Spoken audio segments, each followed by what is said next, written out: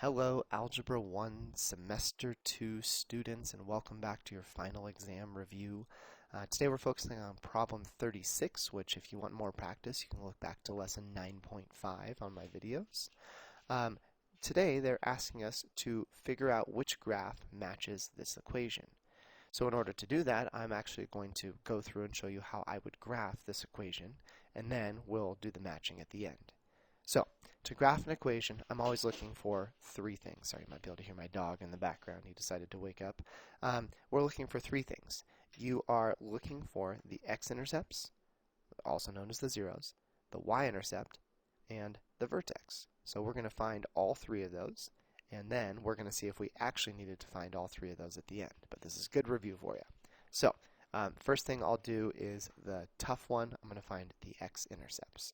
So I'm just going to slide this over here, and we're going to find the x-intercepts, which are also known as the zeros or the solutions of the equation, and those are found by setting 0 equal to this guy. Okay. Now, I'm going to cheat a little bit and look at my four graphs. If I look at my four graphs, three of them have really nice x-intercepts, and one of them has some pretty gross x-intercepts. So what I'm probably going to try and do is the box method here, factoring. I'm going to hope it's going to work, and if it doesn't, then I'll try the quadratic formula as the last resort. But if the box method doesn't work, that means we're going to get gross x-intercepts, and we'd probably already know it was C, but I imagine it will work here. Now, if I'm using the box method, there's a couple things you'll need to know. You could certainly, and I'm going to erase this, but this could work for you.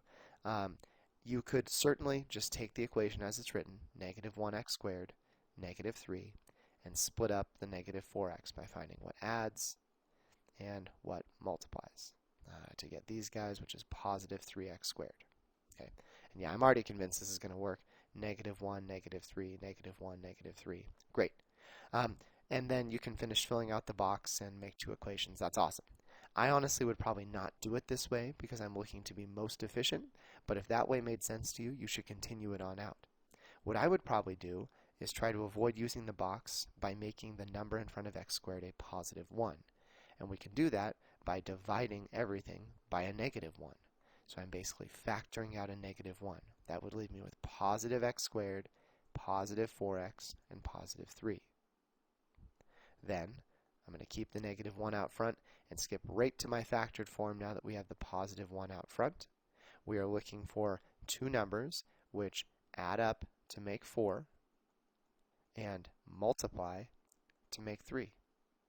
And in this case, 1 and 3 seem pretty apparent, so x plus 1 and x plus 3. Now that we've put this into factored form, we're not done yet. We need to go through and use our zero product property, which means take our first factor and set it equal to 0, and take our second factor and set it equal to 0. Then we can go through and solve, right? SADMAP, just isolating x, which we've done several million times by now. One x-intercept will be negative 1, and it looks like my other x-intercept will be negative 3.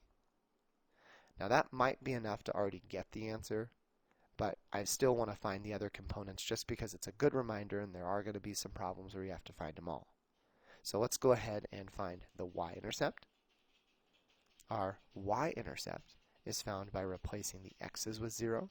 So if we jump back to our equation, this guy over here, right, I'm going to substitute 0 in for x, and we can see the original one up above, so negative 1 times 0 squared minus 4 times 0 minus 3. Okay. F of 0 is just a fancy way to say what is the answer to my function when I substitute in 0. And we've learned before that zeros will cancel all of this, and the y-intercept in standard form is pretty easy. It's negative 3. Last but not least, I'm going to go ahead and find that vertex. Vertex-wise, I would normally suggest that you would use negative b over 2a here, because this is in standard form.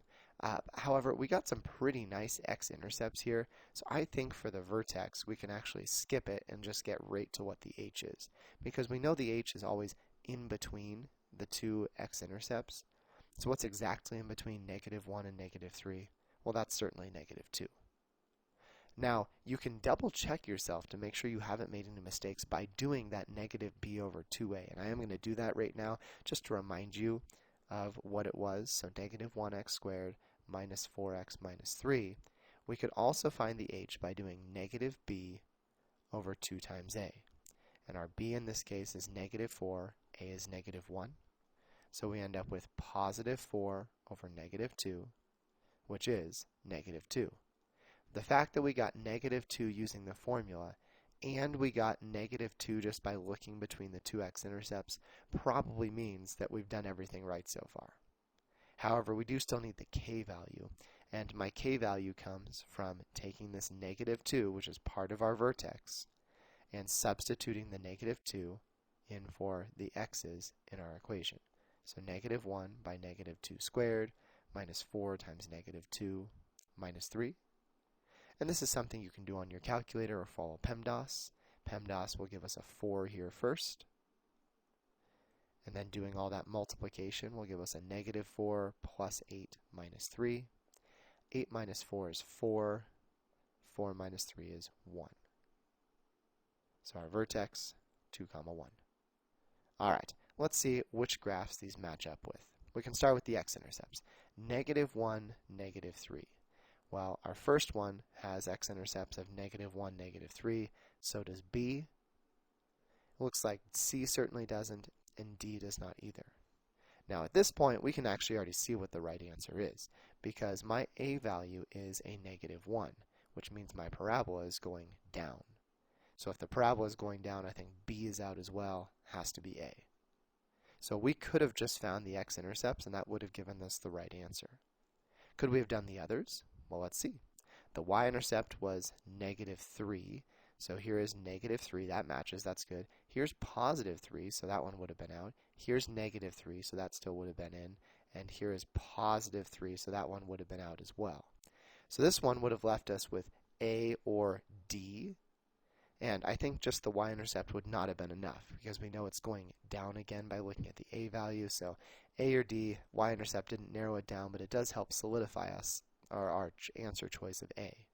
Then let's look at the vertex. The vertex was negative 2, 1, so that's right there.